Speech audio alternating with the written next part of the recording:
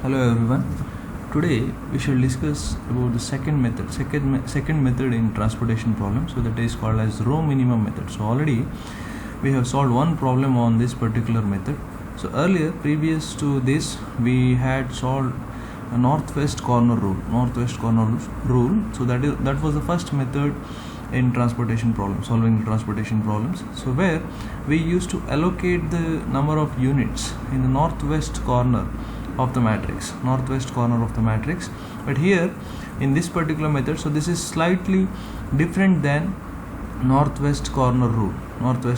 So here, as the name itself suggests, so what we do is we select the minimum value in a particular row. We select the row and we select the minimum value, and to that minimum value position, we allocate the demand or the supply. So just look into the problem, so solve the problem and find out the minimum transportation cost. So here we have 3 rows, 1, 2, 3 and 4 columns A, B, C, D. So inside the matrix, so we have numbers like 6, 3, 5, 4, 5, 9, 2, 7, 5, 7, 8, 6. So these are the numbers which represents cost of that particular unit, and in the end, in the last column we have supply, and in the last row we have demand. So they have mentioned regarding the demand and the supply. So as we had done it earlier, here also we have to check the balance of the problem. So before solving the problem, so we have to check for the balance of the problem. So how to check for the balance? So for checking the balance, so we have to add supply and demand. So what is the total supply and what is the total demand? So the total demand should be equal to the total supply, or vice versa of it. So here just let us check for the balance. So let us add the supply, total supply. So that is 22 plus 15 plus 8. So that is 22 plus 15 is 37 plus 8 is 45. So the total supply is 45 units. So we have a supply of 45 units. Similar way, what is the demand? So demand here, 7 plus 12, that is 19, plus 17, that is 36, plus 9, that is equal to 45. So the total demand is also equal to 45. So now the demand, hence the demand is equal to supply. So we see that the problem is said to be balanced kind of problem. So now let us solve the problem. So the first step in solving the problem.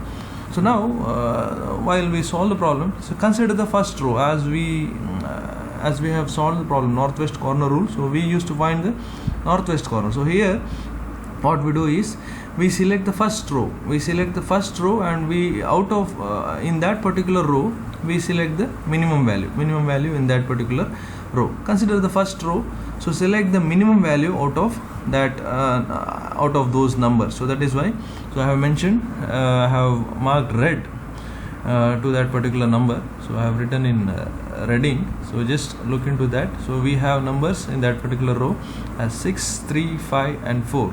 6, 3, 5 and 4. So out of that, which is the minimum value? In the first row, which is the minimum value? So minimum value is 3. And just go to that particular position. So now in that particular position, so how to allocate the number of units to that particular position? So what we do is we select that particular row and we look into the supply, and the supply is 22. The total supply is 22. Just look into the supply there. The supply total supply is 22 in that particular row. And in the same way, just look into the column. So what is the total demand? So the total demand is 12. So we can fulfill the demand of 12 with the supply of 22. So we have excess supply of units. So that is why, so the 12 out of 12, the demand of 12 out of 12 can be fulfilled. So what you have to do is, out of these two, whichever is minimum, so either the demand or the supply. So here it is minimum is 12.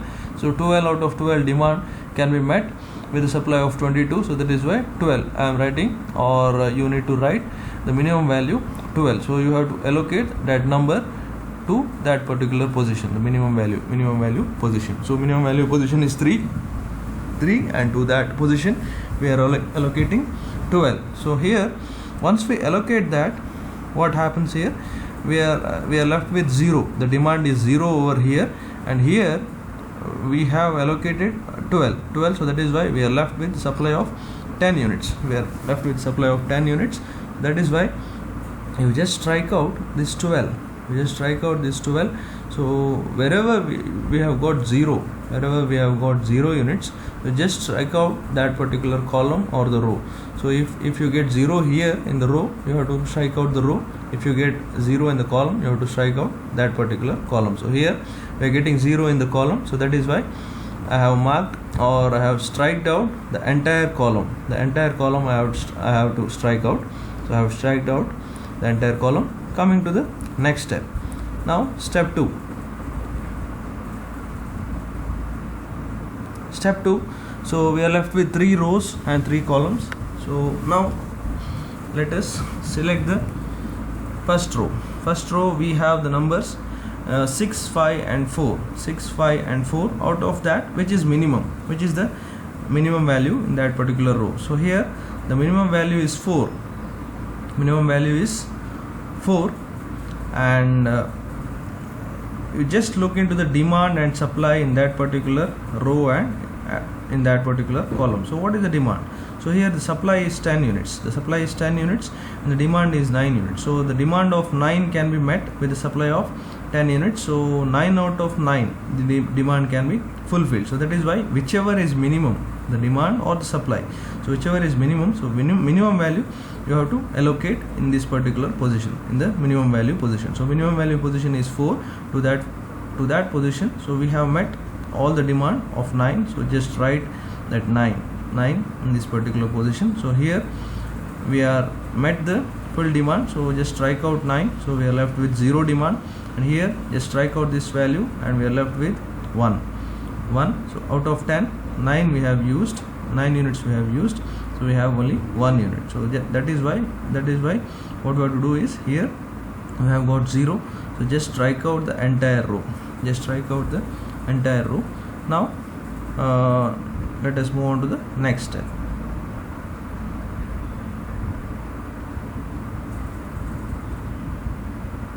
Step 3, or the next step. So we are left with 3 rows. Again select the topmost row. So this particular row, so we have the numbers 6 and 5. So whichever is minimum, so select the minimum value. So row minimum is 5.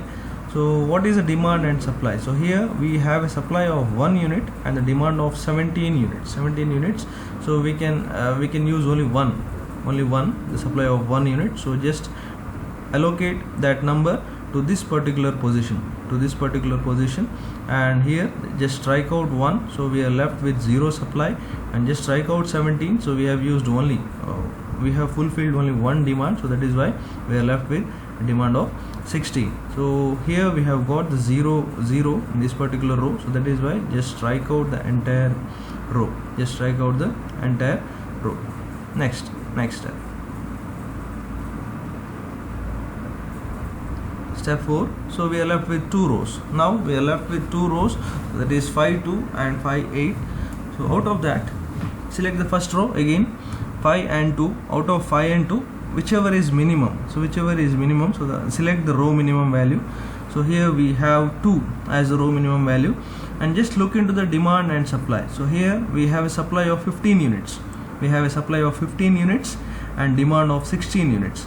So all the 15, the demand out of 16, 15 can be met. So that is why use 15, the minimum value 15, and allocate that particular value in this particular position, 15.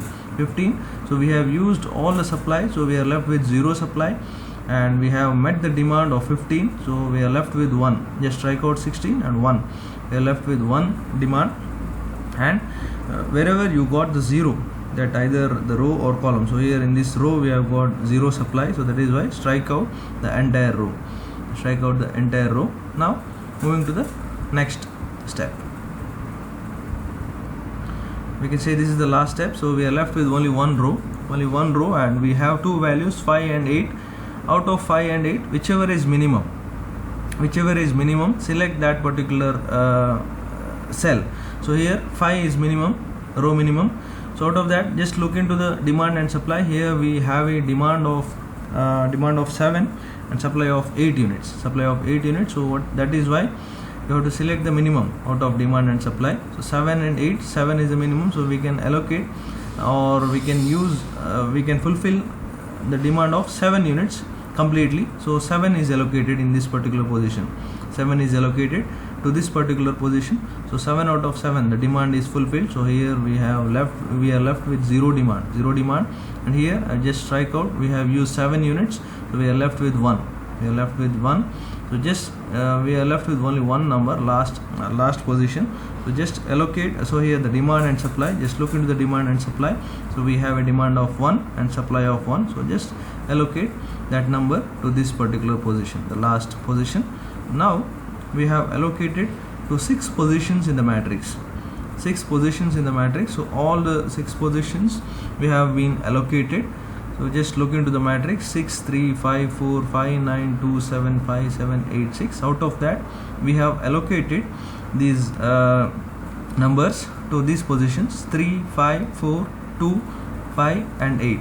So we have allocated to 6 cells.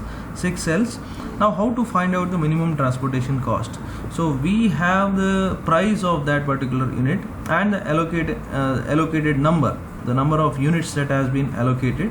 So just multiply the price unit with the allocated number and total adding all those positions. So that is 12 into 3 plus 5 into 1 plus 9 into 4 plus 2 into 15 plus 5 into 7 plus 8 into 1, and finally that will be equal to rupees 150. So that is the total minimum transportation cost. So minimum transportation cost, I repeat once again.